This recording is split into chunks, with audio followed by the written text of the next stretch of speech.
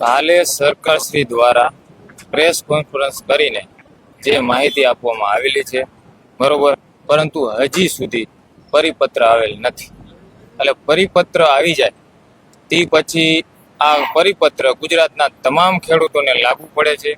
એટલે તમામ ખેડૂતોનો અભ્યાસ કરશે, અભ્યાસ થઈ જશે પછી સાથે મળીને ખેડૂતો નક્કી કરશે કે આગળ શું કરવું. જ્યાં સુધી પરિપત્રની નકલ સર્ક્યુલર ન મળે ત્યાં સુધી આ ઉપવાસ છાવણી ચાલુ છે. સરકારે જે જાહેરાત કરી છે એ મૌખિક કરી છે.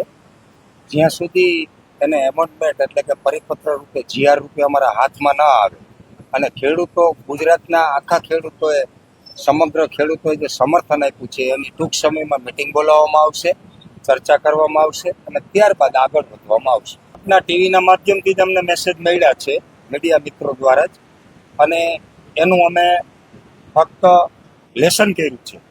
પણ જ્યાં સુધી ઓન પેપર ગવર્મેન્ટ એપ્રુવેડ ના આવે ત્યાં સુધી વેલિડ ગણાય નહીં. એટલે આવ્યા પછી અને ગુજરાતના ખેડૂતો સાથે, સમગ્ર ખેડૂતો સાથે ચર્ચા વિચારણા કર્યા પછી આગળ વધશે.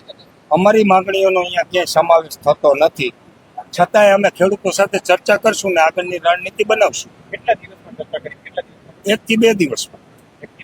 અને આજનો કાર્યક્રમ જે હતો તે કાર્યક્રમ ગામમાં એક અવસાન થયેલ હોવાથી અનિવાર્ય સંજોગોના કારણોસર રદ કરી. કાર્યક્રમ થાય તો આજુબાજુના ગામડા અને મોટું ક્રાઉડ થાય, એના પરિવાર બાજુમાં જ રહે છે તો એ સારું પણ ન લાગે. એટલે ગ્રામજનોની મિટિંગ કરેલ અને ગ્રામજનોએ નક્કી કરેલ કે આપણે આવડો મોટો કાર્યક્રમ નથી કરવો, એ કારણોસર અમે રદ કરીએ છીએ. જે અગાઉથી કાર્યક્રમો ફિક્સ કરેલા છે નાના નાના ગ્રામ્ય લોકોના, એ તમામ કાર્યક્રમો રાબેતા મુજબ ચાલુ રહેશે અને છાવણી પણ રાબેતા મુજબ ચાલુ રહેશે. કરી શકે, બ્લેમ કોઈ પણ કરી શકે છે, કારણ કે આ આંદોલનને તોડવા માટેના અનેક પ્રયત્નો થઈ રહ્યા છે.